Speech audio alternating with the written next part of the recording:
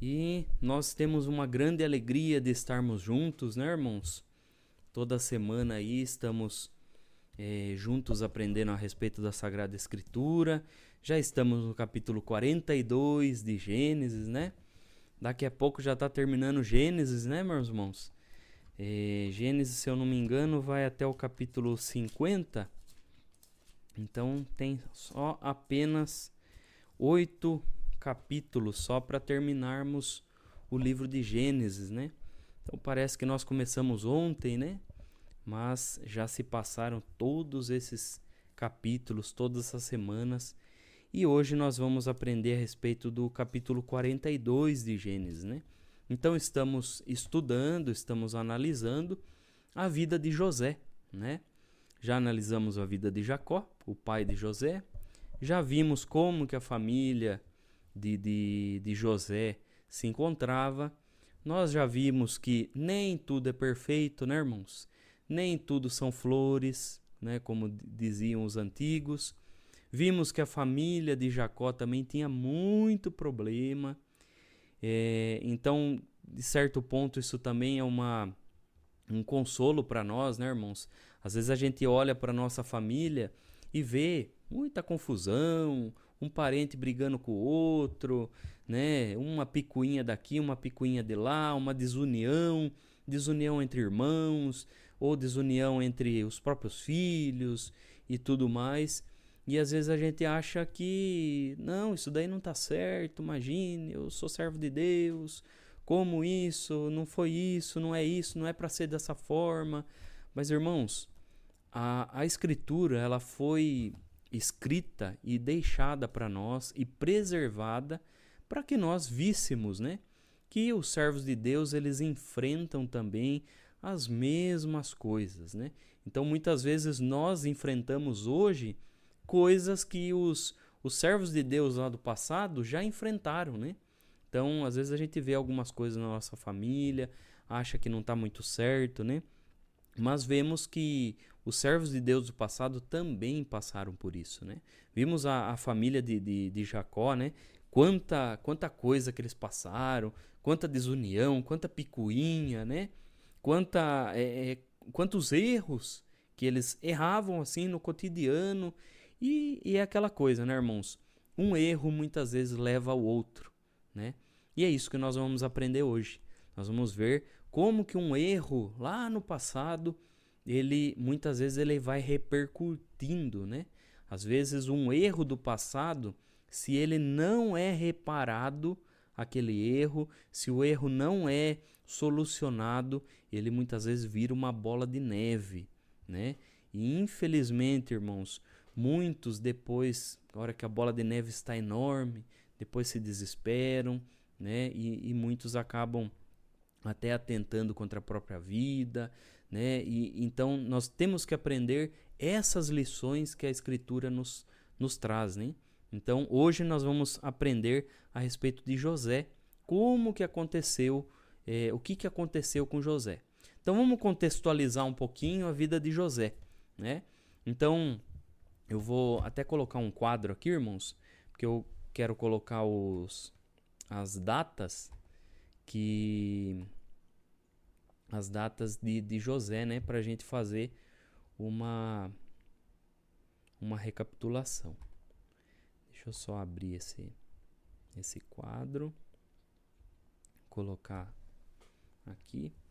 Então, irmãos, estamos aprendendo a respeito do filho, né, de Jacó.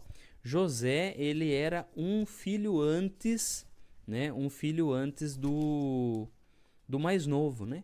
Então, o filho mais novo de Jacó era Benjamim, né? A gente viu o nascimento de Benjamim.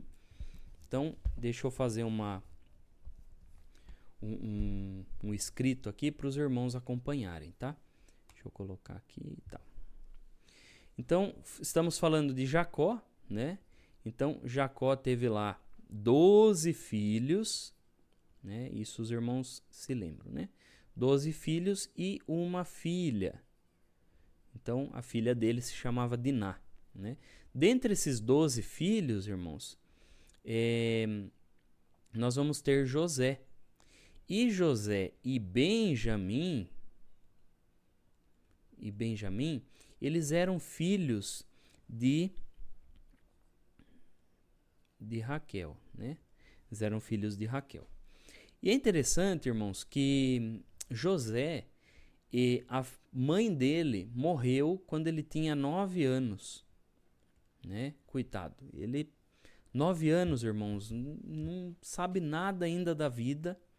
9 aninhos José tinha quando a sua mãe morreu, que foi quando Benjamim nasceu, né? Então, com 9 anos, ele perde a mãe. E aí, realmente, provavelmente Jacó, né, devido a essa perda da mãe, né, por José, Jacó acabou se apegando mais a José, né? E aquela coisa, né, irmãos? Infelizmente, não era para ser assim, né? Era para os pais tratarem todos os filhos iguais, mas muitas vezes o filho que precisa um pouquinho mais de assistência, né, um pouquinho mais de um cuidado e tudo mais, o pai acaba se tendo uma ligação diferente com o filho, né? E José, com 9 anos, imagine, ainda ia entrar na adolescência, perder. Então, vamos tentar imaginar como que uma criança consegue dirimir a morte, né? Como que uma criança consegue dimensionar a questão da morte, né? Se para nós, adultos, já é difícil, imagine uma criança de 9 anos poder entender que ele nunca mais vai ver a mãe, né? Que ele vai ter que crescer agora sem o carinho da mãe, sem a mãe cantando ali para ele dormir, sem a mãe colocando ele na cama para ele dormir, né? Então, realmente é uma situação bem triste, né? E José, com 9 anos, ele perde a mãe. Daí depois, irmãos, com 17 anos, ou seja, pensa, irmãos, novinho também, né? Adolescente, ainda não tinha nem atingido 18. Com 17 anos, ele é vendido pelos irmãos. Então, ele é vendido com 17 anos, né? E aí a gente viu, na semana passada, né? A gente viu que José, ele ficou 13 anos no Egito, né? Entre trabalho, então ele ficou trabalhando lá para Potifar, trabalho e prisão, né? Lembra que nós vimos lá que ele foi preso, né, devido a uma falsa acusação e tudo mais, né? Ficou preso, depois interpretou o sonho lá pro chefe dos padeiros, depois o chefe dos copeiros, e no fim ele foi esquecido, né? Ninguém quis fazer favor para ele, de falar lá pro rei sobre ele. Então ele ficou 13 anos, irmãos. 13 anos. E às vezes a gente fica numa provinha de 1 ano, 2 anos, e a gente acha que é muita coisa. Meu Deus do céu, Deus se esqueceu de mim. Pelo amor de Deus, e agora? Ai, Senhor, o Senhor te esqueceu. O Senhor não me ama, prova que me ama. E aquela lamentação, aquela lamúria e tudo mais, né? Mas José ficou 13 anos nessa situação. 13 anos que ele havia sofrido uma injustiça, irmãos. Uma injustiça. Quanto tempo faz que o irmão e a irmã passou a injustiça? Será que essa injustiça, a irmã e o irmão às vezes fica falando, mas eu passei por uma injustiça, meu Deus do céu, e agora? Será que se fazem 13 anos, né? Será que o seu cálice, porque muitos falam, né? Ficam se lamuriando, não, meu cálice é muito amargo, e às vezes, irmãos, a gente não olha o cálice do outro. E às vezes não precisa nem ser o vizinho, o irmão de banco ali, não. Às vezes se você olhar lá na Bíblia, irmãos, você vai ver pessoas, servos de Deus, que passaram cálices muito mais amargos. Mas o propósito do Senhor na nossa vida não é nos fazer crentes chorões, crentes que só se lamentam, crentes que ficam se lamuriando para cima e para baixo, né? Crentes que aonde a pessoa encontra, ele tá lá contando, ai meu Deus, eu tô muito provado, eu tô isso, eu tô aquilo. Não. O Senhor procura crentes valorosos, né? Valorosos, crentes valentes, né? Crentes que mostrem por suas atitudes que eles são de fato vasos que passam pelo fogo, mas que ainda assim carregam o Senhor dentro do seu coração, né? O propósito de Deus, ele é esse, né? E alguém pode explicar, mas por que, irmão? Mas por que isso? E tudo mais. Irmãos, nós temos que entender que só existem dois lados. Ou nós temos o lado de Deus, ou nós não estamos do lado de Deus. E aí, não estar do lado de Deus é estar do lado de qualquer coisa, né? E é do mal. Então, nós temos que entender essa posição, esse posicionamento. E se nós queremos agradar o Senhor, se nós queremos mostrar que o Senhor está na nossa vida, que o Senhor tem o controle de todas as coisas, a gente tem que mostrar que a gente confia, né? Muitas vezes, uma pessoa que fica se lamentando muito da sua prova, mostra que ela não tem confiança que o Senhor está no controle, né? E o Senhor tem controle, sim, irmãos. O Senhor tem controle, o Senhor sabe até onde a gente aguenta, né? Até onde pode ir a nossa prova. E o melhor, irmãos, o melhor de tudo é que o Senhor nos ensina no meio dessas provas, né? É isso que a gente tem que entender, irmãos. Que enquanto nós não aprendermos tudo aquilo que o Senhor quer que a gente aprenda, né? Mas alguém pode falar, mas meu Deus do céu, o que o Senhor está querendo me ensinar, né? Sempre o Senhor vai ensinar, sempre. O Senhor ensinou para José, esses 13 anos que ele ficou lá trabalhando e ficou lá na prisão, o Senhor ensinou coisas para José que um menino de 17 anos não saberia. Um menino de 17 anos que foi criado lá no meio da roça, vamos dizer assim, né? Lá no meio da roça, lá do deserto, né? Não sabia nem ler, porque, irmãos, os hebreus, muitas vezes, eles nem se preocupavam em aprender leitura e tudo mais, né? A maioria dos hebreus, naquela época de José, não aprendia esse tipo de coisa, né? Foi depois, posteriormente, né, historicamente, que a gente vê que depois que eles foram se preocupar. Mas naquela época não era uma preocupação, né? Eles queriam plantar e colher. Era essa a preocupação deles, a subsistência atual, né? Mas o Senhor, quando Ele quer capacitar, quando o Senhor quer usar alguém para uma obra, para um renovo, para poder instituir algo num lugar, né? Quando o Senhor quer de fato, o Senhor faz. O Senhor pega um menino ali, né? Um menino que não sabia nada, e o Senhor vai, coloca em situações desafiadoras para que o Senhor possa lapidar a pessoa, e foi o que aconteceu com José, né, irmãos? 13 anos José foi lapidado. E depois, nós vimos semana passada, que depois, com 30 anos, né, daí José já tinha 30 anos, aí ele foi apresentado lá para o faraó. Lembra? Né, que nós vimos na semana passada? Daí ele foi apresentado para o faraó. E o faraó colocou ele como? Como governador. Né? Governador. E, irmãos, a sabedoria que aquele menino, que daí já era adulto agora, com 30 anos, que ele adquiriu e que o Senhor guiou ele, e a humildade que ele teve, realmente, irmãos, é algo que só podia ser obra de Deus, né? Porque outro, na sua pele, teria surtado lá na prisão, teria ficado, não teria aguentado, teria saído revoltado, né? Outros, né, tivessem outra atitude, mas o Senhor lapidou o diamante certinho, né? E, irmãos, não adianta, né? Quando uma pedra ela não é preciosa, quando uma pedra ela não tem todo esse valor aí, você vai lapidar, ela simplesmente vai virar uma pedra lapidada.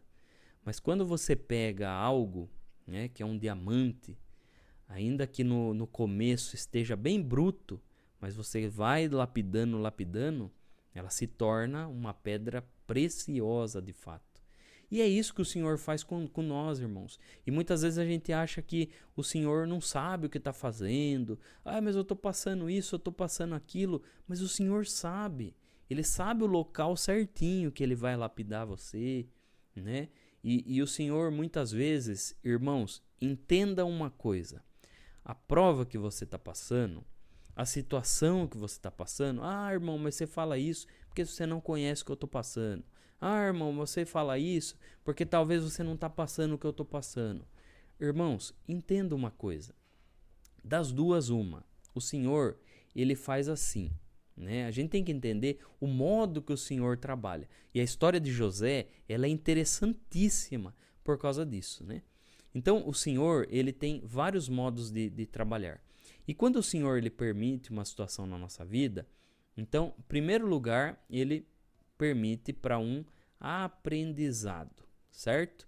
Um aprendizado, tanto espiritual quanto material, né? O Senhor permite isso. Outra situação também é que o Senhor está nos lapidando, né? Então o Senhor está nos lapidando. O que seria isso?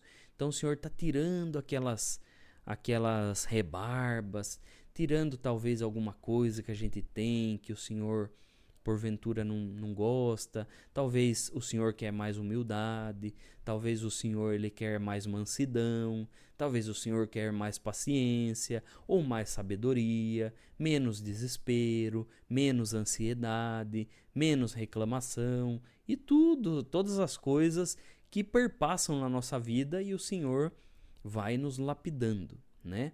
O Senhor nós temos que atingir a estatura do varão perfeito, né? Vamos dizer assim, são categorias, uma evolução espiritual, né? Que nós temos que ter na nossa vida, né? E essa caminhada espiritual que nós temos, ela serve para nos lapidar, né? Então todas as provas também são para isso. Outra situação também é para que nós possamos servir como testemunhas vivas, né? Então, tem isso também. O Senhor também suscita do seu povo testemunhas vivas que vão testemunhar aquilo que o Senhor fez com nós, né? E aquilo pode inspirar outros cristãos, outros servos de Deus, a também se encorajar a passar pelas suas situações, pelas suas adversidades, né? Então, o Senhor, Ele nos proporciona várias formas de podermos crescer e contribuir para o povo de Deus, para o reino de Deus, né? Então, nós entendemos como reino, né, toda essa parte espiritual, né?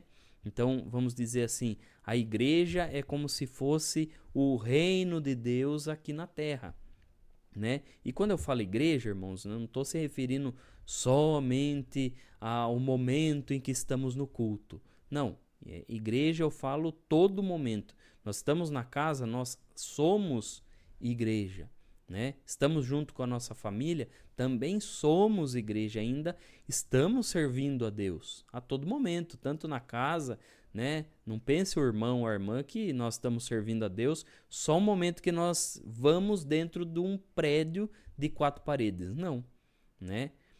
Servir a Deus é todos os dias da nossa vida, desde que nós levantamos até a hora que nós deitamos. Então, o reino de Deus, ele é isso. É esse reinar de Deus dentro da nossa vida, tanto material quanto espiritual, né? Então, dentro do reino de Deus, nós temos todas essas coisas que o Senhor faz conosco. E a vida de José, ela é a prova viva de que o Senhor faz isso. Aprendizado, o Senhor nos lapida, o Senhor nos coloca como testemunhas vivas, como um testemunho para inspirar as outras pessoas, né? Então, quando nós entendemos essa dimensão, né, essa dimensão espiritual, nós passamos pela prova melhor, né, irmãos? É lógico, ninguém gosta de passar por prova, né? O ser humano, pela sua natureza, o ser humano, irmãos, ele gosta só de sombra e água fresca, né? Então o ser humano ele quer servir a Deus assim, só com sombra, água fresca e se não for pedir muito, ainda uma água de coco no canudinho, né? O ser humano gosta dessas coisas, gosta de uma coisa mais fácil, né? Mas o Senhor, ele precisa, a nossa formação humana, ela precisa dessas coisas, né? Então, quando nós entendemos todo esse parâmetro celestial, a gente passa pela prova um pouco melhor, né? A gente consegue entender onde as coisas se encaixam, né? E depois, quando nós atravessamos aquele fogo, atravessamos aquela correnteza, aquela tormenta, a gente olha para trás e fala assim: meu Deus, como eu cresci espiritualmente. Meu Deus, como eu aprendi lições, como que o Senhor foi comigo até o presente momento e o Senhor não faltou com a sua presença. E isso é um testemunho vivo, né, irmãos? Quantos de nós já passamos as coisas? E hoje nós vamos ler aí os capítulos, os versículos, né, do capítulo 42 e vamos começar, né? Eu acho que eu já falei demais, né, irmãos? Então vamos começar aí o capítulo 42, tá, irmãos? Só para dar uma pincelada aí para a gente entender como a nossa vida ela tem profunda relação com o que os profetas, com o que os servos de Deus passaram no passado. Porque muitas vezes as pessoas pensam assim: ah, mas por que eu vou ler? Ah, tá bom, José foi lá, foi vendido, José isso e aquilo. Tá bom. Simplesmente isso. Ah, é mais uma historinha, né, para eu contar. Mas não é isso, irmãos. A gente tem que tirar lições da Bíblia. A Bíblia foi assim registrada para nós. Nós ainda temos acesso à Bíblia por causa disso, por causa das lições que ela passa para nós, né? E não simplesmente ter um livro sagrado por ter, né? Só para deixar no Salmo 91, do 23 lá, e não é, irmãos. O conteúdo da Bíblia é importante. O conteúdo dela é vivo, né? Porque se relaciona com a nossa vida. Então vamos começar a ler agora, irmãos. É uma leitura um pouquinho extensa, né? São 38 versículos, né? Então eu vou lendo e conforme vai dando o tempo de explicação aí, eu vou parando e a gente vai explicando aí, tá bom, irmãos? Então vamos lá, capítulo 42 de Gênesis. Os irmãos que estiverem com a sua Bíblia aí podem abrir. 42 de Gênesis. Então diz assim: os irmãos de José descem ao Egito. Vendo então Jacó que havia mantimento no Egito, disse Jacó a seus filhos: por que estáis olhando uns para os outros? Disse mais: eis que tenho ouvido que há mantimento no Egito. Descei até lá e comprai-nos trigo, para que vivamos e não morramos. Então desceram os 10 irmãos de José para comprarem trigo do Egito. A Benjamim, porém, irmão de José, não enviou Jacó com os seus irmãos, porque dizia: para que lhe não suceda porventura algum desastre. Assim vieram os filhos de Israel para comprar entre os que vinham lá, porque havia fome na terra de Canaã. José, pois, era o governador daquela terra. Ele vendia todo o povo da terra, e os irmãos de José vieram e inclinaram-se ante ele com a face na terra. E José, vendo seus irmãos, conheceu-os, porém mostrou-se estranho para com eles, e falou com eles asperamente e disse-lhes: de onde vindes? E eles disseram: da terra de Canaã, para comprarmos mantimento. José, pois, conheceu seus irmãos, mas eles não o conheceram. Vamos dar uma pausa aí, irmãos, no versículo 8. Vamos dar uma pausa aí e vamos ver algumas coisas interessantes que nós lemos aqui. Por exemplo, irmãos, nós temos que entender um pouco a respeito da geografia ali daquele local, né? Eu vou colocar um mapa aqui, irmãos, para os irmãos entenderem, para a gente poder entender como que a geografia daquele local nos explica muita coisa, irmãos, né? Deixa eu colocar aqui. Deixa eu aumentar para os irmãos verem. Vamos ver aqui, irmãos. Aqui nós temos a terra de Israel, tá? Nós temos aqui a terra de Israel. Nesse mapa aqui vai dar para a gente explicar um pouquinho. Veja que aqui, irmãos, toda essa parte aqui nós temos a terra de Israel, certo? Então, aqui é Israel. Aqui, irmãos, já começa o deserto da Arábia, né? Então, irmãos, veja que Israel é muito próximo de desertos, né? E veja que nessa parte aqui você não vai ter canais de irrigação, você não vai ter rio, né? Você não vai ter rio, não vai ter nada, né? Então é um desertão mesmo. Então, irmãos, o que acontece? Eles têm só essa parte aqui para eles poderem plantar, né? Então, por isso que existia muita disputa de território, né? Para eles poderem plantar, eles precisavam de locais que eram que tinham as afluentes do rio. E é por isso, irmãos, que naquela época lá de Jacó se brigava muito por território, porque eles queriam plantar e colher, né? Para não ter um gasto de comprar mantimento e tudo mais. Só que, irmãos, lá naquela região também tem períodos de seca. E aí, irmãos, esses rios aqui, você vê que são rios pequenos, né? Esses rios pequenos aqui, eles chegavam uma época que eles ficavam bem ralinho, irmãos. Era época de seca mesmo. E aí não chovia também, aí acabava que eles não tinham muito, né? Ou eles mantinham a água só para sua sobrevivência ali, e para grandes plantações faltava água. E aí, faltando água, irmãos, o que acontecia? Também virava um deserto, né? Virava um deserto. E aí, nós temos a parte lá do Egito, né? Que aí é um pouquinho mais para cá, irmãos, mais para cá, que nós temos o rio Nilo. Então, vou fazer aqui. Aqui é como se fosse o rio Nilo. E o rio Nilo, irmãos, é um rio muito grande. Grande mesmo. É um rio que até embarcações passavam por eles, né? Então era um rio gigante ali. E esse rio, ele tem todo a terra do Egito é banhado pelo Nilo. Então todo o Egito era uma parte que era beirando o rio Nilo, era uma parte fértil, né? E o próprio rio Nilo, ele é um rio, diziam que era um rio privilegiado, né? Inclusive os egípcios tinham a crença de que o rio Nilo era uma dádiva dos deuses. Os deuses pegaram e colocaram as águas lá do céu no rio Nilo, porque o rio Nilo, aonde ele passa, ele é um rio muito fértil, né? As próprias substâncias que tem ali na água, né?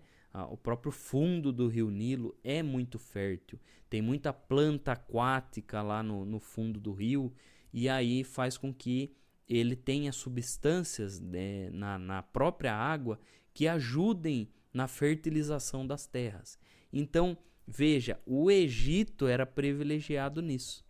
Então, imagine, irmãos, se o Egito estava sofrendo com a seca, mesmo tendo esse rio enorme, né?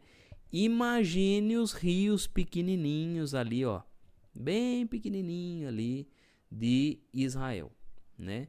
Rios que eram estreitos, às vezes era só um córrego, né? Alguma coisa assim. Imagine os rios pequenos do Egito, né? De Israel. Israel não tem rio enorme do tamanho do rio Nilo, né? Então tudo isso dificultava e eles eram forçados a quê? Eram forçados a ir e fazer comércio lá com o Egito. E foi isso que Jacó pediu para os seus filhos fazerem, né? Então vamos voltar aqui. Então veja, irmãos, que eles estavam passando por uma seca, estavam passando por uma parte difícil, estava acabando comida. Imagina o desespero. E é interessante, irmãos, que Jacó chega para os filhos dele e fala assim, viu, por que vocês estão olhando um para os outros? Ou seja, os filhos estavam sem saber o que fazer, né? E Jacó deu presta atenção neles, viu? Pare de ficar olhando um para o outro aí, vamos, se mexa aí, vamos resolver. Eu ouvi dizer que lá no Egito tem mantimento, tem muito mantimento. Parece que um tal governador lá que conseguiu juntar muito mantimento, essa conversa que está tendo aí. Vão lá para o Egito e vê o que vocês conseguem, né, para trazer mantimento. E aí eles foram, mas foram só 10, né? Então ficou ali Benjamim, que era o filho mais novo. Jacó não deixou ir, né? Porque ele ficou pensando, meu Deus do céu. Primeiro que era um menino, né? Segundo que Jacó também estava com medo de perder mais um dos seus filhos. Então foram só os que eram grandes, que eram barbados já, foram os 10 lá. E a gente viu, irmãos, que pelo relato aqui, José, ele conheceu que eram os seus irmãos, né? Mas os irmãos não conheceram José. Ah, irmão, mas como que eles não conheceram? Primeiro, irmãos, que a forma de se vestir de José já não era mais como um hebreu, né? Ele já estava se vestindo como um egípcio. Então, e como um governador egípcio, então ele tinha lá aquele chapéuzinho egípcio, feito como se fosse um turbante, né? Provavelmente ele tinha lá as suas tiaras e tudo mais que os egípcios usavam na época, né? Os egípcios usavam essas vestes, né? Essa forma. E também se fazia barba, né? Então, provavelmente, José, ele rapava a sua cabeça, né? Porque era a forma que os egípcios se vestiam, era rapado a cabeça toda, feito a barba, não se usava barba, né? E usava aquele turbantinho ali de tecido na cabeça, com alguma tiara, né? Muitas vezes tiara de tecido ou a tiara de metal, né? Metais preciosos, cobre, até ouro, né? Se usava uma tiara. E às vezes até uma tiara decorada, né, com as coisas. E usava-se pintura nos olhos. Então até os homens usavam pintura, né? Usava lá uma pinturinha lá no olho para se destacar o olho, né? Então era esse costume da época e provavelmente José também aderiu lá a esse costume, a moda da época, né? A moda lá do Egito. Por ser um governador, ele provavelmente utilizou essas coisas. E por isso que os irmãos não conheceram, né, ele. E imagine que eles iam achar que o irmão que eles venderam teria virado um governador, né? E aí ele os irmãos não conheceram, só que ele conheceu, né? Só que ele ainda falou, diz que ele falou áspero, né, com os irmãos, né? Da onde que vocês estão vindo? Aí os irmãos falaram, não, lá da terra de Canaã. a gente vai comprar mantimento, né? Todo mansinho. E sabe o que é interessante, irmãos? Imagine a emoção de José quando ele viu os irmãos e os irmãos se prostraram diante dele. Lembra, irmãos, quando nós estudamos, eu não sei se foi 37 de Gênesis, acho que foi 37, que José teve um sonho em que ele via, né, vários fechos de cereal se dobrando, né, se curvando diante dele. Né? Lembra que a gente viu isso? E aí eles acharam uma tremenda besteira. Mas que é isso? Ó o sonhador aí, ó. Ó o sonhador, só sonha. Vai, José, fica sonhando aí. Nunca que isso vai acontecer e tudo mais. E pensa, irmãos, olha quantos anos se passaram. Quantos anos se passaram para se cumprir aquela parte que Deus tinha dado. Então, irmãos, às vezes a gente se desespera. Deus dá uma parte para nós, Deus dá uma revelação para o irmão, uma revelação para a irmã, um sonho. E às vezes a gente quer que se cumpra na hora, né? Ai, não, mas vai se cumprir. Ó, antes do final do ano vai se cumprir. Antes da meia-noite do 31 vai se cumprir. E às vezes não é assim, irmãos. Não é dessa forma. Olha quantos anos. José tinha 17 anos quando ele teve o sonho. 17 anos. Aqui, ele já está com mais de 30. Então, pense, irmãos. Se passaram-se longos anos, né? E o Senhor ainda iria cumprir a sua palavra, né? Vamos continuar a ler, irmãos? Imagina a emoção de José. Eu fico imaginando. A emoção era que ele viu. Imagine a hora que ele viu e foi lá para os seus aposentos, né? Foi lá para sua sala e ficava pensando: Senhor Deus, o Senhor me mostrou em sonho. Olha o que está acontecendo, Senhor. Imagina a emoção dele, né, irmãos? Vamos continuar lendo, então. Agora é versículo 8, né? Nós paramos. Vamos continuar. José, pois, conheceu seus irmãos, mas eles não o conheceram. Então José lembrou-se dos sonhos que havia sonhado deles e disse-lhes: Vós sois espias e viestes para ver a nudez da terra. E eles lhe disseram: Não, senhor meu, mas teus servos vieram a comprar mantimento. Todos nós somos filhos de um varão, somos homens de retidão. Os teus servos não são espias.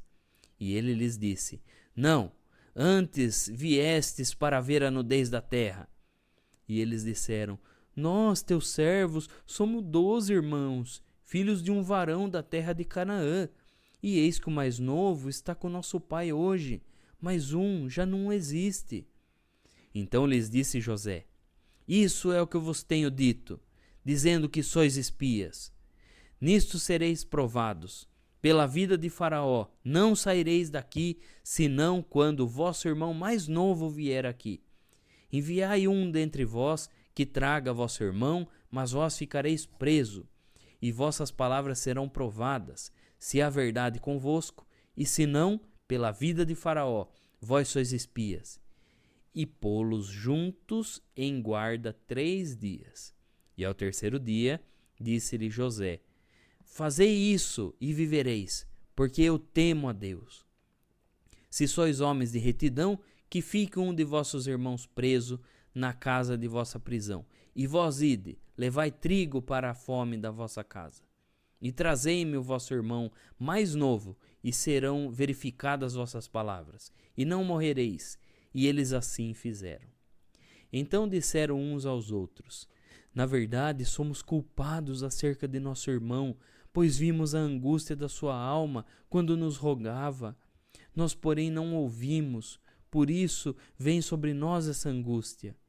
E Rúben respondeu-lhe, dizendo: Não vos dizia eu, dizendo, não pequeis contra o moço, mas não ouviste, e vedes aqui, o seu sangue também é requerido. E eles não sabiam que José os entendia, porque havia intérprete entre eles. e retirou-se deles e chorou. Depois tornou a eles e falou-lhes, e tomou a Simeão dentre eles e amarrou-o perante os seus olhos. Irmãos, imagine que situação, né, irmãos? Que situação. José viu ali que os irmãos estavam daquela forma. Só que também, irmãos, José queria que eles entendessem o que José passou, né? José passou um bocado amargo ali no Egito, né? E aí, quando ele se lembrou do sonho. De fato, José se lembrou de tudo que ele tinha passado, né? Não foi só do sonho que ele se lembrou, mas se lembrou das consequências do sonho. E aí José vai e fala, né? Não, viu? Vocês são espias. Vocês são espias. Não vou vender mantimento não, porque vocês são espias. Não sou. Imagine, que isso? A gente não é espia, não. E começaram a falar sobre quem eram eles, né? Lembrando, irmãos, alguém vai falar assim, mas por que José fez isso? Irmãos, lá naquela época não se existia documentos igual hoje, né? Tem lá o RG, o CPF, né? Não tinha facilidade. Então, quando a pessoa ia se identificar, ela tinha que se identificar pela sua família, né? E até hoje, lá no Oriente Médio, é dessa forma, né? Você tem que saber qual a sua origem, você tem que saber o nome do seu pai, do seu avô, bisavô, trisavô, tetravô, você tem que saber toda a sua linhagem para você ter algum tipo de relevância lá naquela sociedade. E naquela época, no passado, era mais ainda, né, irmãos? Não tinha um documento RG, puxa aí, fala aí o seu RG, fala o seu CPF, né? Não existia o CPF na nota, né, irmãos? Mas aquela época era dessa forma, então tinha que se falar da onde é, né? E ali os filhos de Jacó já falaram, olha, nossa família é assim, a gente é filho de um varão lá da terra de Canaã, e ele tem 12 filhos, e começaram a falar, né? Olha, ele tem 12 filhos, nós somos em 12 irmãos, né? 12 varões, e a gente não sabe o que aconteceu, né? Aí já começou, né, irmãos? Porque eles sabiam o que tinha acontecido, né? Com um dos filhos de Jacó. Mas, logicamente, para ficar bonito para a sociedade, eles acabavam se escondendo, né? Escondendo a sua atitude. Porque era feio eles falarem que eles venderam, que eles fizeram isso e aquilo com o seu irmão, né? E, infelizmente, irmãos, vamos dar uma pausa aqui, vamos ver a forma que a Bíblia nos ensina, né, irmãos? Veja que as pessoas que erram, as pessoas que fazem as coisas erradas, muitas vezes eles tentam fazer o quê? Tenta acobertar, né? E para a sociedade quer se fazer bonito, né? Quer se fazer bonito. Numa rede social é bonito, né? Uma rede social, olha o servo de Deus, olha, só posta coisa de Deus, olha, só posta hino, olha na rede social dele, só tem vídeo de palavra, só tem isso, só tem foto de igreja e tudo mais. Mas muitas vezes, irmãos, se esconde coisas piores, né? Coisas podres, né? Para a sociedade tá tudo lindo. E às vezes a pessoa faz o quê? A própria pessoa se engana, né? A própria pessoa, ela se engana com aquela imagem que ela está mostrando para o outro, né? E foi isso que está acontecendo aqui, né? Os irmãos de José sabiam o que eles tinham feito com José, mas para a sociedade, pro governante ali, pro governador de Faraó, eles só falaram, né? A gente não sabe o que aconteceu com um ali, né? Um que aconteceu. Imagine o sentimento de José ao ouvir que eles nem estavam se importando com o que tinha acontecido com ele, né? E veja, irmãos, que eles só passaram uma borracha e pronto, acabou, né? E não é dessa forma, né, irmãos? Não é dessa forma que acontece, né? Nós não podemos tratar o outro dessa forma, né? Tratar o nosso semelhante dessa forma. Ainda mais quem é um irmão de sangue, né? Não se pode fazer isso. Então foi aí que José falou: não, então eu vou pregar uma peça neles para eles repensarem no que eles fizeram. Porque olha, realmente parece que eles não aprenderam a lição. Eles fizeram o que fizeram comigo, mas não aprenderam a lição. Porque eles só passaram uma borracha e tanto faz, né? Só falaram: a gente não sabe o que aconteceu com o outro. A gente era em 12, um não sabe o que aconteceu, um sumiu e agora a gente tem 11. Então José fez isso para fins didáticos, né? E não por uma questão, alguns podem falar: mas José foi cruel, José quis matar na unha ali. Não é, irmãos. A forma que José fez aqui foi uma forma de que eles entendessem pela meditação, para eles meditarem naquilo que eles fizeram. Irmãos, não adianta.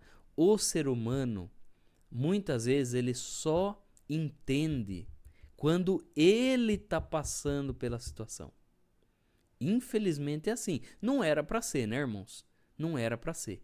Com tantos conselhos bons, com tantos exemplos que tem, mas às vezes o ser humano, ele só aprende quando ele passa, né? Quando ele não passa, ele vai lá, tá julgando todo mundo. O filho da fulana de tal. O filho da fulana é adúltero, é isso, é aquilo e tal, tal. Olha o filho do irmão fulano, olha, tá usando droga, faz isso, faz aquilo. Só julgando, todo mundo, né? Se achando o bonzão. Aí quando acontece com o filho dele, aí ele começa a pensar, né? Ou quando acontece com ele mesmo, quando ele acaba errando. Olha, nossa, viu? Você viu fulano de tal? Tá atolado em dívida. Você viu fulano de tal? Fez isso, agora tá devendo até isso, aquilo. Aí quando acontece com ele mesmo, um revés financeiro, um desemprego, que daí não consegue pagar uma casa, não consegue pagar o carro, não consegue isso e aquilo. Daí, no caso dele é diferente, né? O caso dele é diferente. Quando era o outro, falava um monte, sortava a língua no outro, né? Mas quando é ele, não. Quando é o filho do outro, é um drogado, é não sei o que. Quando é o filho dele, não, meu filho é dependente químico. O filho do outro é um drogado, é isso e aquilo. Não, meu filho é dependente químico. O filho do outro, não quer trabalhar, é isso, é aquilo. Não, o meu filho só não tem oportunidade, né? Por que é assim, irmãos? Por que o ser humano tem que ser assim? Porque o ser humano, ele só aprende a hora que pega no calo dele. E foi isso que está acontecendo aqui. José quis mostrar para os seus irmãos que quando acontece na pele deles, eles vão ver o que eles fizeram. E foi isso, né? Foi isso que eles fizeram. No caso José, ele falou isso. Não, vocês são espias e vocês vão provar que vocês não são espias. Mas como que a gente vai provar? Não. Vocês falaram que são em 11, então vocês vão trazer o outro irmão. O outro irmão seu vocês vão trazer aqui. Não, meu Deus do céu, e agora? Não, vocês vão trazer. Aí vocês vão trazer, vocês vão ficar presos aí na prisão. Aí eles ficaram presos lá 3 dias, né? E nesses 3 dias, irmão, até que foi pouco. José ficou quanto tempo lá na prisão, né? E eles ficaram 3 dias, e nesses 3 dias eles meditaram, né? Eles meditaram tanto que daí eles começaram a falar, né? Começaram a falar, viu? Olha, tá vendo? Tá vendo o que está acontecendo com nós? Foi aquilo que a gente fez lá com José. Foi isso. E agora a gente tá pagando a mesma coisa que a gente fez com José. Daí um deles fala bem assim, irmão, isso que eu acho incrível. Incrível, que daí veio na memória deles. Foi só ficar 3 dias na prisão, que aí eles sentiram na pele o que é. Aí eles já começaram a falar. Viu, lembra naquele dia que a gente viu o menino, né, que no caso era José, a gente viu o menino se lamentando, o menino pedindo pelo amor de Deus que não era para vender ele, que não era para jogar ele lá. Imagina, irmãos, que crueldade.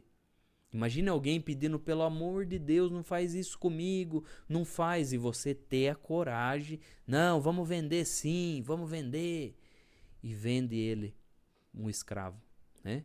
Então, pense, irmãos, o nível de crueldade neles, eles precisavam meditar naquilo. Eles precisavam ter passado por aquilo. E muitas vezes o Senhor permite coisas na vida das pessoas para isso também, né? Às vezes o Senhor permite. Quantos casos, irmãos? Eu já vi tanto caso assim de pessoas que julgava todo mundo e acontecia e não tinha misericórdia mesmo e fazia, não entendia a dor do outro e depois acontece com a família, depois acontece com ele mesmo, né? Até caso da pandemia, irmãos, até caso da pandemia, vi gente falar, isso daí não existe, Covid é tudo mentira, e depois acontecer na própria família ou acontecer com a própria pessoa. E a pessoa ter a falta de ar, a pessoa ir lá para o hospital, e aí a pessoa não, realmente existe, realmente acredita naquilo, realmente é transmissível, realmente isso e aquilo, né?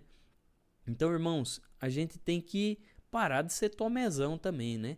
A gente tem que começar a entender a forma que o Senhor quer nos ensinar. Às vezes a gente não precisa passar na pele para entender, né? E aí, vamos ver o que aconteceu, porque na hora Rubem se lembrou e falou, tá vendo? Eu falei para você. Eu falei para vocês aquele dia que vocês iam vender José. Vocês iam vender José, eu falei, não vende o menino, não vende, arranca ele da cova e vamos levar ele embora. E aí todo mundo ignorou Rubem, né? Aí agora vocês estão passando por isso. Aí José foi, né? Retirou Simeão dentre eles, amarrou Simeão perante os olhos de todos, né? E Simeão era um dos que era o mais cruelzinho ali, né? Aí foi, amarrou e falou, voltem lá com mantimento para sua família não passar fome. E aí vocês voltem com o mais novo aqui, para vocês provar que vocês não são espia. Porque José sabia que eles iam precisar de mais mantimento, né? E iam voltar para buscar o irmão.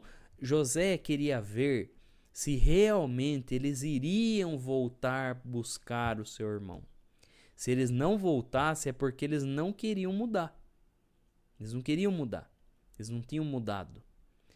Agora, se eles voltassem é porque eles aprenderam que eles tinham que ter união, que eles eram irmãos, um cuidar do outro, né? E aí, vamos ver o que aconteceu. Vamos ler os próximos versículos para a gente ganhar tempo aqui, tá, irmãos? Capítulo 42, versículos 25 em diante, tá bom? Vamos ler bem rapidinho aí. Os irmãos de José voltam do Egito. E ordenou José que enchessem os seus sacos de trigo e que lhes restituíssem o seu dinheiro a cada um no seu saco, e lhes dessem comida para o caminho, e fizeram-lhe assim. E carregaram o seu trigo sobre os seus jumentos, e partiram dali. E abrindo um deles o seu saco para dar pasto ao seu jumento na venda, viu o seu dinheiro, porque eis que estava na boca do seu saco. E disse a seus irmãos, devolveram o meu dinheiro, e ei-lo mesmo aqui no meu saco. Então lhes desfaleceu o coração, e pasmavam, dizendo um ao outro, que é isso que Deus nos tem feito? E vieram para Jacó, seu pai, na terra de Canaã, e contaram-lhe tudo o que lhes aconteceu, dizendo, o varão, o senhor da terra, falou conosco asperamente e tratou-nos como espias da terra. Mas dissemos-lhes: somos homens de retidão, não somos espias. Somos 12 irmãos, filho do nosso pai. Um não é mais, e o mais novo está hoje com o nosso pai na terra de Canaã. E aquele varão, o senhor da terra, nos disse: nisto conhecerei que vós sois homens de retidão. Deixai comigo um de vossos irmãos e tornai para a fome das vossas casas e parti. E trazei-me vosso irmão mais novo, assim saberei que não sois espias, mas homens de retidão. Então vos darei o vosso irmão e negociareis na terra. E aconteceu que, despejando eles os seus sacos, eis que cada um tinha a trouxinha com o seu dinheiro no seu saco. E viram as trouxinhas do seu dinheiro, eles e seu pai os temeram. Então Jacó, seu pai, disse-lhes: tendes-me desfilhado, José já não existe, e Simeão não está aqui. Agora levareis a Benjamim. Todas essas coisas vieram sobre mim.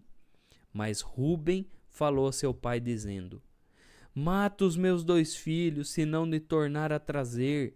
Dá-me em minha mão, e tu tornarei a trazer.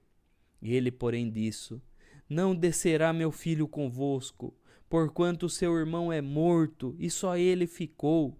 Se lhe sucede algum desastre no caminho por onde fores, farei descer as minhas cãs com tristeza à sepultura. Então, são esses versos, irmãos. Vamos ver o que aconteceu aqui. Irmãos, pense bem. Eles estavam saindo do Egito. Aí um foi lá, seguiram o caminho, né? E determinada hora foram dar que comer para os seus animais, para aguentarem a seguir viagem, né? Quando eles abrem o saco, o que estava lá? O dinheiro que eles tinham pago. Meu Deus do céu, e agora? O que está acontecendo com a gente? Parece que está dando tudo errado. E aí um deles falou, né? Que é isso que Deus está fazendo com a gente? E aí eles já se ligaram, né? Alguma coisa o Senhor tinha um propósito com eles. Então veja, irmãos, aí entra naquilo que a gente explicou lá, lembra? Na lousinha. Tudo que o Senhor faz por um propósito. E aí eles ainda foram espertos, irmãos.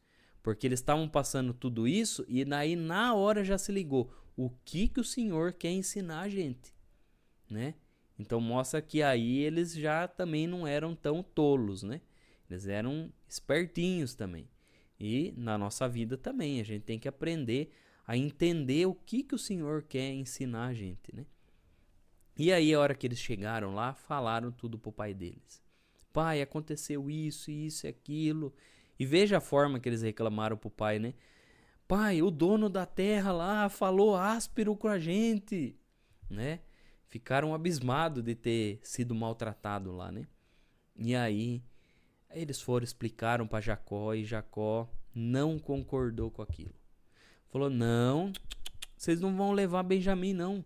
Pelo amor de Deus, vocês vão acabar com a minha vida. As minhas cãs, né? Cãs é cabelo branco, né? Os meus cabelos brancos, eles vão para a sepultura dessa forma.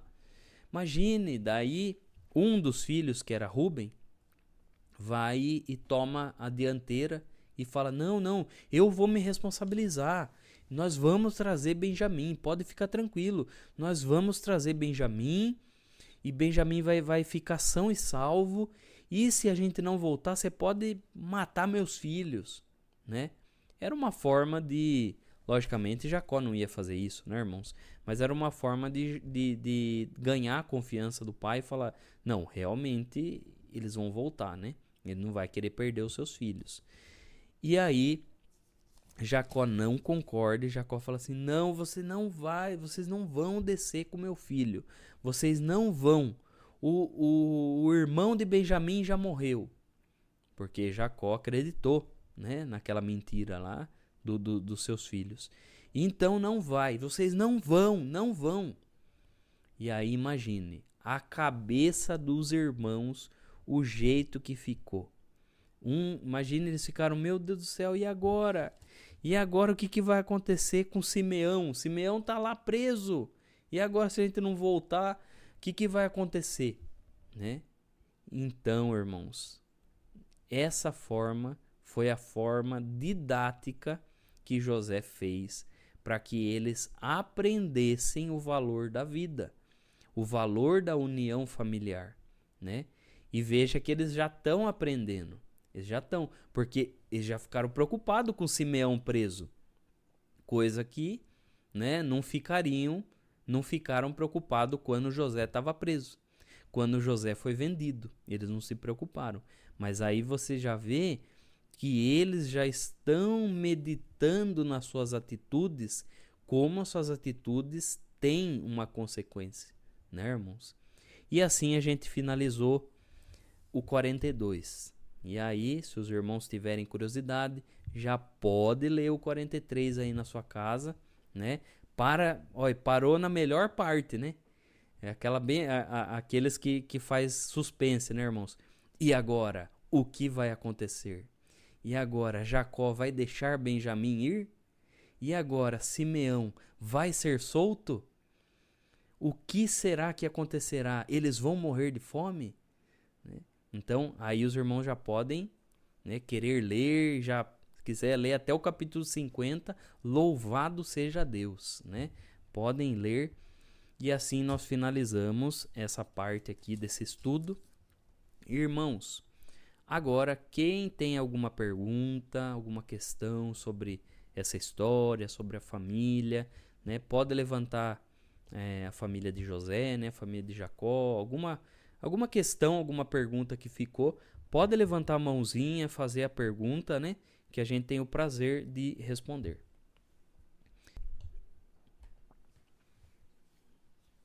Estão todos em paz? Acho que tá todo mundo em paz, né? Sim, irmão Renan, acho que sim. Ficou, Ninguém levantou a mãozinha, não. acho que ficou bem explicadinho tudo, né? Então vamos para a aplicação pessoal. Então, irmãos, como nós sempre falamos, né? Não adianta nós conhecermos os versículos, os capítulos, as histórias e não aplicarmos na nossa vida, né? Ao longo do estudo a gente já viu coisas que a gente pode aplicar na nossa vida, tanto material quanto espiritual, né? A gente já foi pegando alguns ganchos aí já para aplicar na nossa vida. Mas eu separei algumas coisas, alguns versículos, algumas coisas aqui para a gente poder aplicar na nossa vida, né? Irmãos, sabe que essa história ela ensina pra gente, né? Veja que a história de José, né, e da família de Jacó foi uma história de crises, né? Uma história de crises. Então foi crise na família, foi crise ali entre os filhos, foi crise com a morte da sua esposa, né? Depois havia muita competição, muita briga. Então era uma história de crises, né? A todo momento tinha uma crise aqui, uma crise lá e tudo mais. Mas, irmãos, veja que o Senhor, ele trabalha também no meio das crises. Veja como que o Senhor trabalhou aqui na vida de José, na vida de Jacó e dos irmãos, né? O Senhor também trabalha no período da crise. E às vezes, irmãos, a gente está passando por crise, a gente está passando por situações financeira, emocional, familiar, né? Cada um carrega uma cruz, né? Cada um carrega uma parte, né? E muitas vezes a gente não sabe o que o outro está carregando, o que o outro está passando. Mas às vezes, irmão, a gente pensa assim, Senhor, mas parece que o Senhor sumiu da minha vida. Parece que o Senhor está em silêncio. O Senhor não está agindo na minha vida. E aí a gente só foca na crise. Já reparou, irmãos, que a gente só foca ou é um desentendimento, ou uma briga, só foca ali. E não foca nas coisas que estão ali e como Deus trabalha naquilo. Então a gente tem que entender, irmãos, que em toda crise, todo conflito familiar, todo conflito até entre o casal, irmãos, aqueles conflitos que tem entre o casal de personalidade, né? É um degladiando contra o outro e tudo mais. Até nisso, o Senhor, ele trabalha, né? Quer seja para nos mostrar algo, quer seja para poder aparar as rebarbas, né? Por exemplo, vamos falar sobre a crise familiar. Irmãos, a crise familiar ou a crise financeira, ela nos ajuda a nos ajustarmos. E aí, por exemplo, uma crise financeira. Uma crise financeira, quando nós atravessamos aquela crise financeira, isso nos ajuda, por exemplo, a se tornar pessoas talvez mais econômicas, né? A gente atravessa uma crise e a gente começa a se tornar pessoas que pensam mais antes de gastar. Coisas que talvez antes de entrar na crise a gente acaba gastando com qualquer coisa que você vê, né? E hoje, irmãos, hoje a gente tem uma facilidade de gastar, aplicativos, isso e aquilo. Então, irmãos, uma crise financeira, ela nos ensina, ela vai nos ensinar, e Deus está nesse ensinamento. Deus, ele ensina. Porque quando a gente atravessa, a gente fala assim, Senhor, eu não quero mais passar por aquilo, né? E aí a gente começa a meditar e falar, não, Senhor, me ajuda, Senhor, cuida minhas finanças, não deixa eu gastar à toa, né? E aí a gente começa a ser prudente. Da mesma forma que numa briga, acontece uma briga feia. Teve discussão, teve isso e teve aquilo, teve ofensa. E aí, irmãos, a gente começa a se policiar mais com certas palavras, se policiar mais com certas situações. Olha, até aqui eu posso ir, depois daqui eu acho que vai dar confusão. E a gente começa a ser pessoas que evitam as crises, né? E o Senhor nos ensina isso, irmãos. O Senhor nos ensina os limites, até onde a gente pode ir, né? Toda crise ela vai ensinar um limite. Toda crise. É o que aconteceu aqui no relato que a gente leu, né? Toda crise o Senhor vai colocar uma linha ali, ó. Uma linha. Até aqui você vai. E é importante a gente passar por isso, irmãos. É igual adolescente, né? A vida espiritual, irmão, a gente tem que entender que a vida espiritual, ela é como o crescimento do ser humano, né? Quando a gente começa na vida espiritual, né? A gente começa a caminhar com Deus, a gente começa igual um bebê. A gente não sabe falar direito, a gente não entende as coisas, as dimensões. Pra gente é tudo festa, pra gente tudo é lindo, tudo é perfeito, sabe? Igual uma criança que tudo é lindo, maravilhoso, não tem boleto pra pagar e tudo mais. Aí começa a chegar a fase da adolescência. Começa a gente questionar muitas coisas, começa a gente ver coisas erradas dentro da igreja, começa a gente ver que nem todo mundo é tão santo assim, que nem tudo é flores, né? E toda a vida, tanto espiritual e emocional, ela é isso aí, né? E depois chega um momento que a gente chega na fase adulta, né? E na fase adulta a gente começa a entender algumas coisas, tanto espiritualmente quanto emocionalmente, e aí chega uma idade que a gente tem a maturidade de saber lidar com as situações, né? Então, que nós aprendamos sempre mais das coisas que Deus mostra para nós, né? Das coisas que Deus faz com a gente. Outra coisa também, irmãos, que a gente viu aqui nesse relato, é que, por exemplo, um erro esquecido lá do passado, ele não deixa de existir, né, irmãos? Às vezes a gente acha assim, nossa, olha, mas o fulano errou tanto e agora parece que tá tudo bem para ele. Mas, irmãos, a gente não sabe o tempo de Deus, né? O Senhor, ele tem o tempo na mão, né? O tempo foi criação de Deus. Então o Senhor tem o tempo na mão dele. Então, o tempo de Deus é diferente do nosso, totalmente diferente. E quando nós entendemos isso, nós também temos que entender que erros lá no passado, muitas vezes eles vão trazer consequências para o futuro. E às vezes, irmãos, passa 10, 20, 30 anos, mas vêm as consequências. E não adianta, irmãos. Vem a consequência. E aí a gente começa a entender, alguns podem falar, mas o Senhor não perdoou? Sim, o Senhor perdoa, mas o Senhor não livra das consequências. Irmãos, as consequências elas vão vir.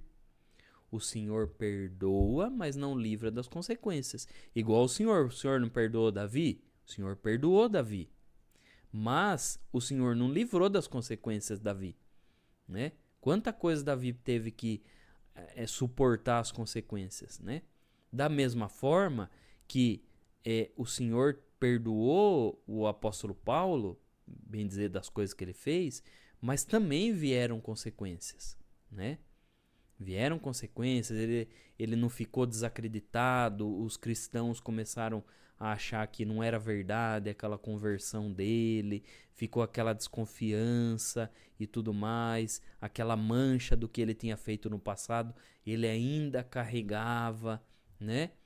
Então, irmãos, o Senhor perdoa, mas o Senhor não livra da consequência. Igual, por exemplo, uma pessoa, uma jovem, que ela engravida, ela vai ter a consequência, né? Ela vai ter a consequência de ter que cuidar daquela criança o resto da vida, né? Assim como uma pessoa que sai lá, tem o filho, um homem, né? Ele vai ser pai, ele vai ter que arcar com as consequências de pai. Vai ter que pagar uma pensão, vai ter que fazer isso. Então, irmãos, não adianta. Tem gente que acha que eu virei servo de Deus. Agora eu virei servo de Deus. Agora eu não tenho mais nada que ver com o passado. Tem sim, lógico que tem. O Senhor Jesus ensinou que tem. Lembra quando o Senhor falou para Zaqueu, né? Zaqueu, desce depressa, Zaqueu. Zaqueu desceu, né? O Senhor pousou na casa dele, foi lá, fez uma refeição e tudo mais, né? Mas o que ele tinha feito no passado, que era roubar, né, desviar dinheiro e tudo mais dos impostos, o que ele teve que fazer? Ele teve que pagar todo aquele prejuízo que ele fez. Ainda foi quadruplicado, né, se eu não me engano. Foi isso aí, né? Então, irmãos, tudo que a gente fez no passado, a gente tem que arcar. Mas eu virei servo de Deus. Tá, você virou servo de Deus, mas os filhos que você fez lá do passado, você vai ter que arcar. Vai ter que dar assistência, vai ter que pagar pensão. Mas eu sou servo de Deus, mas você vai ter que fazer ainda a sua moral. Mas agora eu virei servo de Deus, agora eu vou ser... Não, vai ter coisas que você largou lá no passado que você vai ter que construir uma nova moral. Ou vamos supor, a pessoa era barraqueira, fofoqueira, era de fazer intriga entre os vizinhos e tudo mais. Aí virou serva de Deus. Virou serva de Deus. Irmãos, vai ter consequências. Ela vai ter que construir uma nova moral, vai ter que construir uma nova personalidade, e até as pessoas pegarem confiança, demora um pouco, né? Então, irmãos, tudo isso a gente aprende dessa história aqui. Os irmãos de José acharam que era assim. A gente fez uma coisa no passado, tá bom, contamos uma mentira pro pai, o pai acreditou e pronto, acabou. Morreu a história, vida que segue, somos homens, somos outros homens, agora nós crescemos, o que nós fizemos no passado ficou para trás e pronto, acabou. Irmãos, não é assim. Infelizmente não é assim. Dentro do parâmetro do propósito de Deus, não é assim. O Senhor perdoa? Perdoa. Nós batizamos, o Senhor nos perdoou dos pecados passados? Sim, o Senhor nos perdoou. Somos temos uma nova oportunidade de sermos outras pessoas. Mas, mesmo assim, vamos ter que lutar para poder reparar as coisas que fizemos, né? Por exemplo, mas eu briguei com um monte de gente no passado e tudo mais. Quando você encontrar essas pessoas, você vai, como um bom cristão, ter que reparar essa briga, pedir perdão se tiver que pedir perdão e tudo mais. Então, essa história nos ensina, tá bom, irmãos? Outra coisa que nós podemos entender aí, né? Lá no capítulo 42, no versículo 21, né? Na hora, eles falaram o quê, né? Quando eles falaram, né? Na verdade, somos culpados acerca do nosso irmão, pois vimos a angústia da sua alma quando ele rogava para nós socorro, né? Veja, irmãos, que a consciência, ela desperta. Tem um momento que a consciência ela desperta. E, irmãos, isso nos ensina que nós temos que manter a nossa consciência sensível. A nossa consciência, ela tem que ser sensível para o Senhor. Porque, irmãos, o apóstolo Paulo fala sobre aqueles que têm a consciência cauterizada. Vocês já viram isso na Bíblia? Quando o apóstolo Paulo fala assim, olha, muitos têm a consciência cauterizada. O que é isso, uma consciência cauterizada? Sabe quando você vai cauterizar um ferimento ou um corte? Então você passa um ferro quente e você vai cauterizar aquilo, né? Ou seja, vai fechar aquele ferimento, né? Vai queimar ali e depois causa uma dor no começo, mas depois ali vira pele morta, né? Quando você queima uma parte ou você cauteriza aquela parte, depois vira uma pele morta. E aí você pode beliscar aquela região que você não vai sentir dor, né? E aí o apóstolo Paulo fala de uma consciência cauterizada. Uma consciência que no começo você sente dor, né? Ou você sente o alerta de Deus, né? Mas depois você não sente mais, né? Depois você não sente mais aquele alerta de Deus e aquela coisa. Irmãos, por que isso é importante? Porque, veja, quando nós temos uma consciência sensível para o Senhor, como aconteceu aqui com os irmãos, eles, graças a Deus, eles ainda tinham uma consciência sensível. Se eles não tivessem uma consciência sensível ainda, irmãos, eles não iam estar nem aí com ninguém, cada um por si, Deus por todos, né? Eles não iam ter ainda a consciência sensível. E às vezes isso acontece com a gente, irmãos. Se a gente não tiver uma consciência sensível como servo de Deus, a gente começa a fazer coisas, começa a presenciar coisas que parece que tanto faz e tanto fez, né? A gente começa a ver injustiça na nossa frente e parece que tanto faz, tanto fez. E a gente começa a ver, deixa ele que se vire, cada um por si, Deus por todos. A gente começa a ver pessoas passando necessidade, ou pessoas passando uma situação, injustiça e tudo mais, parece que a gente fica indiferente. Isso é ter uma consciência cauterizada. E isso é importante, irmãos, a gente entender, a ter a nossa consciência mais maleável, a entender os alertas de Deus, entender o que Deus quer fazer com nós, né? E isso vale para tudo, irmãos. Isso vale para tudo. Desde uma roupa que a gente coloca, desde uma atitude que a gente tem, né? Quando a consciência acusa, sabe quando dá aquele alarme que você bota uma roupa e você fala assim: "Não vou colocar essa roupa. Não vai ficar bem para mim", né? Sabe quando você vai ter uma atitude que você tem vontade de falar certas coisas, daí você fala assim: não vou fazer isso, melhor não. Sabe quando a gente tem aquela luzinha ligada da consciência? isso mostra que a gente está tendo uma consciência que ela é maleável, que o Senhor pode trabalhar na nossa consciência, né? E a melhor coisa de tudo, irmãos, é quando a gente tem uma consciência limpa perante Deus, né? Muitos falam assim: ah, mas eu não, só Deus pode me julgar. Só Deus pode me julgar. Eu tô com a consciência tranquila. Será que tá mesmo? Aí que é a pergunta, né, irmãos?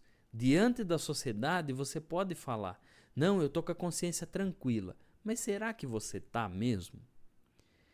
Irmãos, quando a gente tem uma consciência limpa perante Deus, essa é a diferença do cristão. Ter uma consciência limpa perante a sociedade é fácil. Porque se a sociedade não ficar sabendo o que você fez, tanto faz, tanto fez, irmãos. Ninguém vai ficar sabendo, pronto, acabou. Agora, perante Deus, sabe o que é você ajoelhar? Irmãos, porque existe uma grande diferença, e aqui está um mistério, irmãos, da nossa fé. Isso é um mistério da nossa fé. E os irmãos, prestem atenção. O mistério da nossa fé é assim: existe o momento de oração, existe a oração que a gente faz que parece uma reza, né, irmãos? Vamos ser bem realistas. Tem muitos que fazem oração que parece reza, porque ajoelha ali e só fala: ah, Senhor, me guarda, me protege, e, em nome do Senhor Jesus, amém, né? Mas, irmãos, o momento de adoração, um momento de oração de fato, é aquele momento que você ajoelha e você fala com Deus de fato. E não igual um gravador. Você fala com Deus e você coloca o seu coração e sua mente diante de Deus, e Deus vai trazendo coisas na sua mente para orar pelo fulano, orar pelo ciclano, orar por uma situação na sua vida, orar por outra. Essa é uma oração, irmãos, que é guiada pelo Espírito de Deus. E aí, irmãos, quando a gente não consegue ter isso, é porque a nossa consciência não está muito em paz com Deus. Porque, irmãos, não tem coisa mais gostosa do que você ajoelhar e falar com Deus, e Deus vai trazendo uma coisa, e você vai lembrando de outra. Olha, eu vou orar pela irmã Maria. Olha, eu vou orar pela irmã fulana.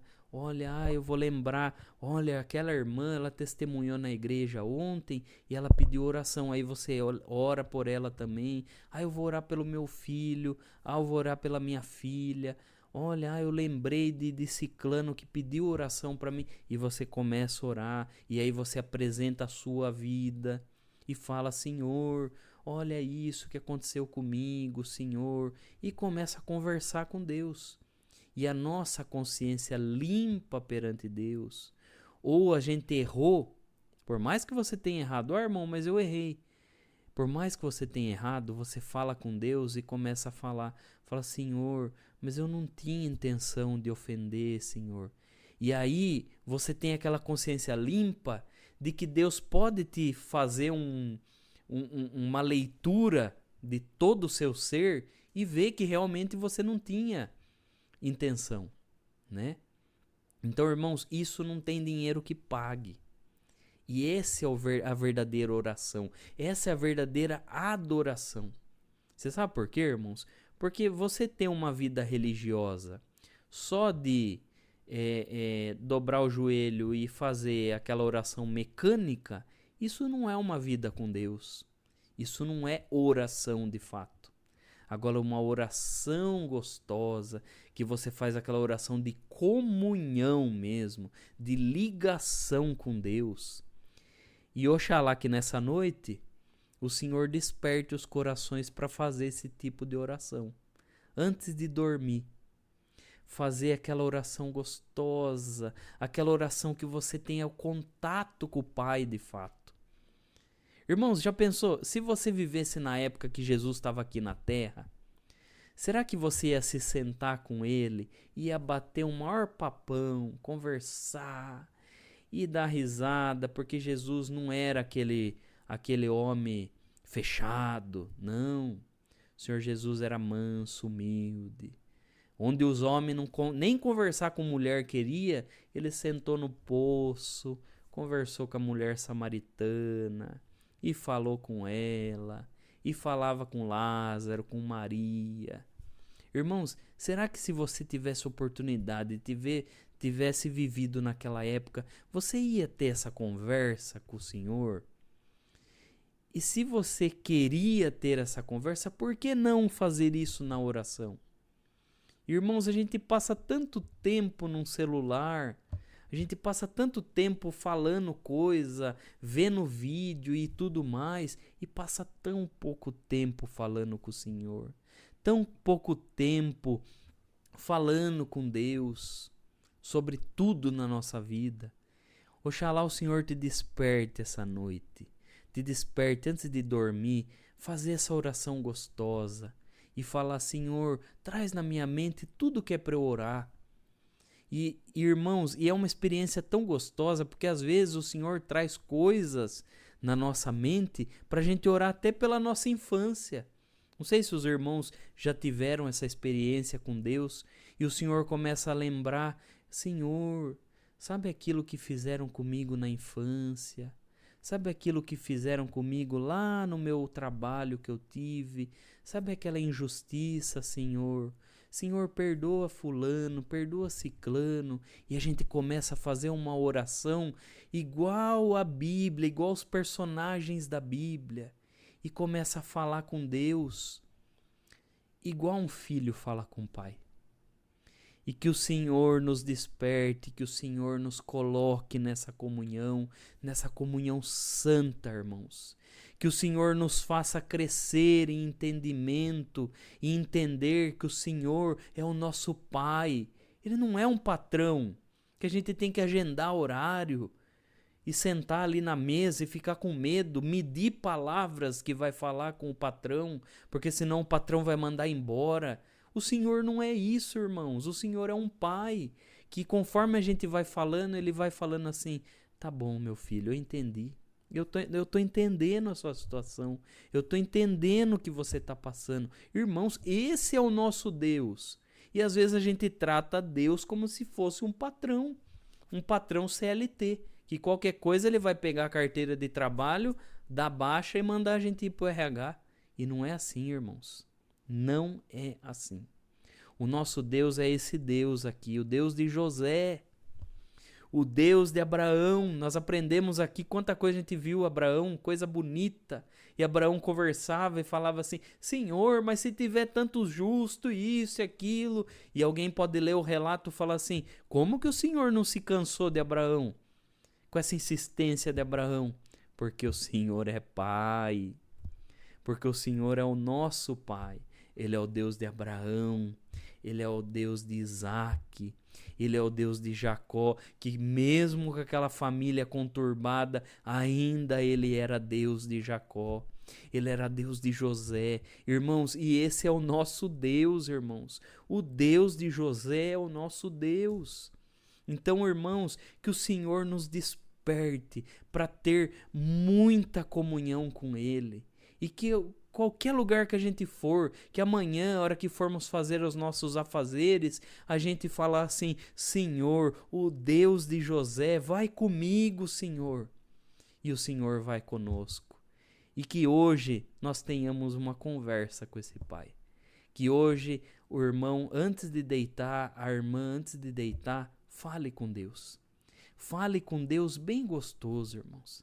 Fale com Deus da forma que você falaria com o pai. Eu sei que muitos aqui, irmãos, não tiveram um pai presente, não tiveram um pai que poderia ter uma conversa. Eu falo por mim, irmãos, eu também não tive um pai dessa forma, né? Um pai que poderia sentar, um pai que a gente pode contar a todo momento. Eu sei que muitos aqui não têm. Mas, irmãos, a gente pode não ter esse pai terreno, mas a gente tem o Pai Celestial, que é esse Pai, que é esse Pai amoroso. Então, irmãos, isso nós aprendemos da Sagrada Escritura. E que o Senhor conserve na nossa mente, no nosso coração, todos esses aprendizados.